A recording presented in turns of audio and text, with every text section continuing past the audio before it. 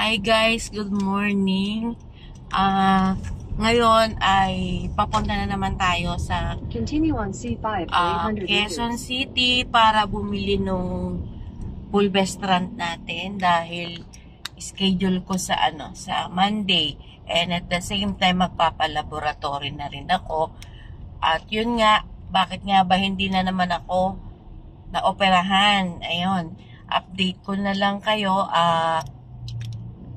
Yun nga, sa tinagal-tagal, after almost 9 months na hindi ako naoperahan at naggamot tayo, nagpulvestrant tayo. Then, nung ooperahan na ako, kung maaalala nyo yung last video ko na nagpalpitate ako nung December 31. Then, hindi naman na siya umatake. So, sa akala natin na okay na naman tayo, nagkausap uli kami ng surgeon ko, and ayun nga, 2 weeks akong nag-intay para maka-confine dahil punuan yung mga yung mga room. So, sa wakas, after 2 weeks, pinapunta na nila ako sa hospital at inaayos na yung clearance ko. Pero sa ika-3rd or 4th day ko na naka-confine habang nag-clearance, and dapat doon within 3 days baka operahan na sana ako, habang nagpapahinga tayo at matutulog sana ako ng mga hapon, nakaramdam na ako ng palpitation na naman. Sa una, hindi ako umiimik sinasarili ko kasi iniisip ko nga na mapopostpone na naman yung ating operation. Kaya hindi muna ako nagsabi. Pero after an hour na hindi siya nawawala, na minabuti ko ng magpapunta sa nurse station para masabihan yung doktor ko.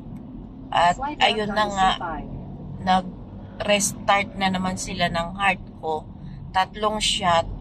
And nagdesisyon yung surgeon na hindi na muna ako operahan. Kumbaga, i-work out muna yung palpitation, hanapin ko anong cause. Kaya sa ngayon, naggagamot muna tayo. At yun nga, gusto ko sana nga mahinto na yung pulvestrant pag na-opera ako. Kasi yung pulvestrant po, kung hindi nyo alam, ay para mapigil yung tawag dito, yung pagkalat ng cancer. Kung maoperahan ako, kung wala talagang kalat, kung umepek talaga yung pulvestrant, pwede na sanang i-stop yun. Pero yun na nga, nakakasad. So, eto, papunta na naman kami sa Globo para bumili ng pulvestrant. So, every month na naman to.